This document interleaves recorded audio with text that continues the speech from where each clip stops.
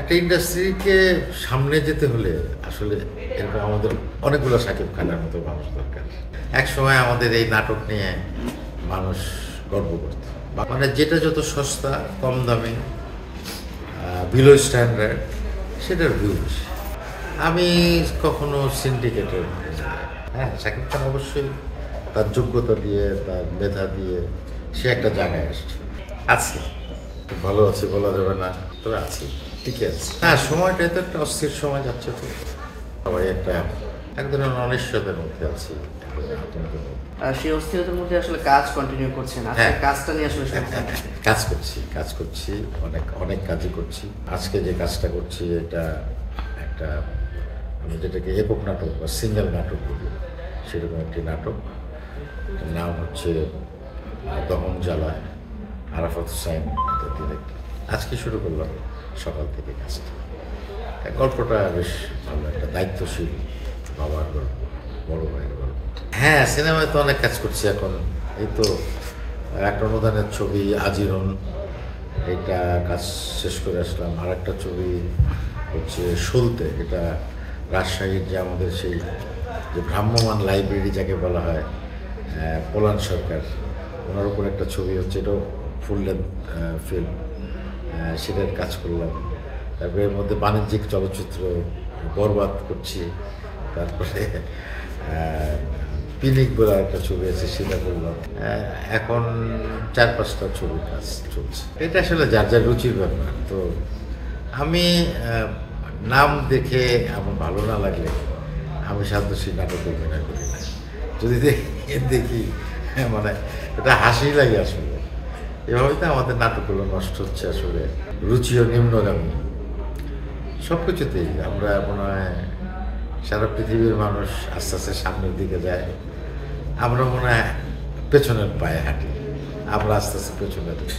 এক সময় আমাদের এই নাটক নিয়ে মানুষ গর্ব করত, বাংলাদেশের মানুষ তো করতোই, আমাদের আশেপাশের দেশের মানুষ, বাংলা ভাষাভাষী মানুষ, তারা কিন্তু গর্ব করতো সবাই। এখন সেই জায়গা, গর্বের জায়গাটা কিন্তু আস্তে আস্তে বিস্তৃত হয়ে গেছে নাম দেখেই। তবে আমার পাশাপাশি কথাও বলি যে হয়তো ওরকম খারাপ নামের অনেক নাটক আপনারা দেখে থাকবেন, আবার অনেক ভালো কন্টেন্ট হচ্ছে, ভালো নাটক হচ্ছে, ভালো কাজ হচ্ছে।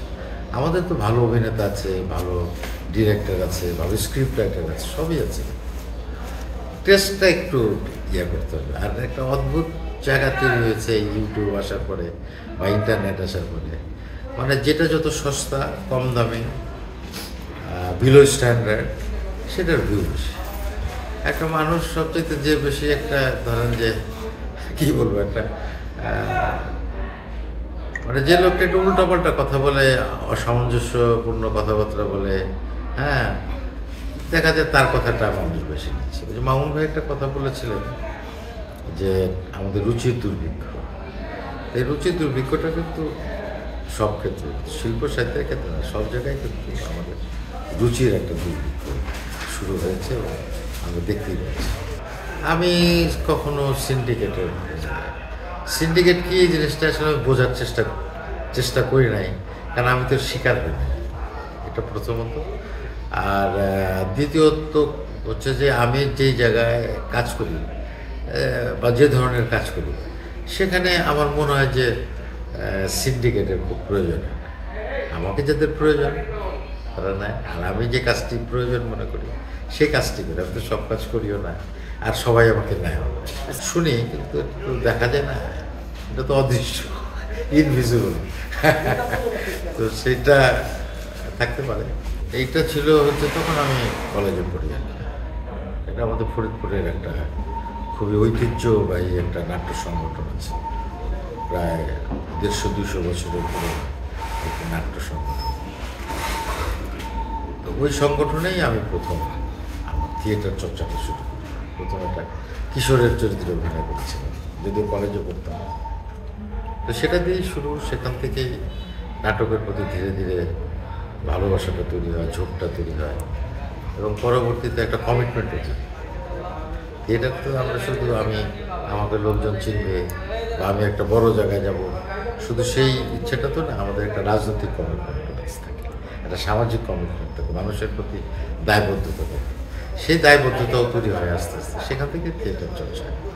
এবং বলা যায় যে ধীরে ধীরে থিয়েটারের প্রেমেই পড়েছিলাম এবং তারপরে অভিনয়ের প্রেমেই পড়েছিলাম, সেখান থেকেই আসলে শুরু।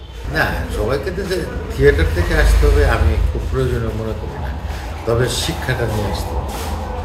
আপনি গান করবেন, আপনি মিউজিক কলেজ থেকে পাশ করে আসবেন কিনা বা কোনো দলের থেকে আসবেন কিনা সেটা, কিন্তু আপনি যেভাবেই হোক না কেন, আপনি বাড়িতে ওস্তাদ রেখেই হোক, নিজে অনুশীলন চর্চা করে আপনাকে প্রস্তুত হতে হবে। আপনাকে আগে নিজে প্রস্তুত করতে হবে। এখন সেই প্রস্তুতিটা নানানভাবে করা যায়। প্রত্যেকটা থিয়েটার কিন্তু এক একটা স্কুল, তো সেটা একটা স্কুল, সেখান থেকে আপনি শিখতে পারবেন, বিশ্ববিদ্যালয় থেকে শিখতে পারবেন, বা আপনি এর বাইরেও অনেক জায়গা আছে, হ্যাঁ, বিদ্যাপীঠ আছে যেখান থেকে আপনি শিখতে পারেন, বা একেবারে পার্সোনাল লেভেলেও আপনি একজন গুরুর কাছ থেকে ধীরে ধীরে এই শিক্ষাটা গ্রহণ করতে পারেন।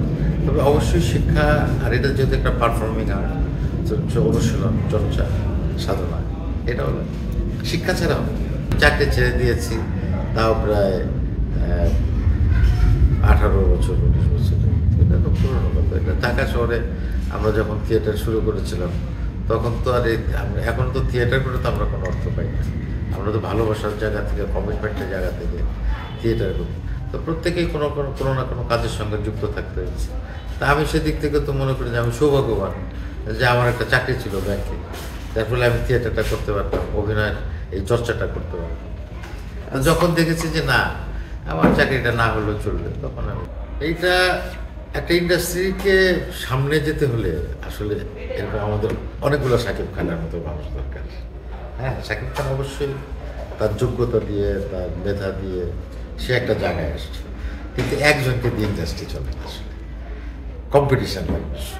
আবার এই বারবার যদি শুধু শাকিবকে দেখতে থাকে তাহলে তো মানুষ আবার কিছুদিন পরে হয়তো আমরা জানি আর কত দেখবো, তাই না? মানুষের টেস্ট তো চেঞ্জ হয়। একটা ইন্ডাস্ট্রিকে সামনের দিকে যেতে হলে আমি মনে করি অবশ্যই এরকম ট্যালেন্টেড বা এর চেয়েও আরও বেশি হয়তো সামনে আরও ট্যালেন্টেড মানুষ আসবে, এটা আশা করি, কিন্তু আসবে কিনা আমি জানি না। পরিচালক কে আর্টিস্টকে তৈরি করে নাকি আর্টিস্ট নিজেই তৈরি হয়, হ্যাঁ, আর এটা আসলে ভাইস ভার্সা, কেউ কাউকে তৈরি করে। তাহলে তো যারা পরিচালক, তাহলে এরকম শাকিব খান আরও 10টা তারা বানাতে পারতো, তারা কি বানাতে পেরেছেন? সুতরাং নিজেরও চর্চা লাগে, সাধনা লাগে, বুদ্ধি লাগে, মেধা লাগে। অবশ্যই বার্তা আছে, আমরা তো বয়োজ্যেষ্ঠ, আমাদের তো দায়িত্ব আছে ছোটদের কিছু বলার। সেটা হচ্ছে যে আমরা তো নিজেদেরকে শিল্পী পরিচয় দিই, অভিনেতা পরিচয় দিই, আমরা বলি আমরা ইন্ডাস্ট্রির মানুষ, আমাদের কাছে মানুষ কিন্তু অনেক কিছু প্রত্যাশা করে। তো আমার অনুযোগ প্রতিম যারা আছে তাদেরকে বলবো যে আমরা যেটা করি মানুষ যেন শুধু আমাদের চিনবে সেটা যেন না হয়, আমাদেরকে যেন মানুষ সম্মানের সাথে চিনবে, এটাই প্রত্যাশা। সুতরাং আমাদের কর্মটিও যেন সেরকম। Thank you.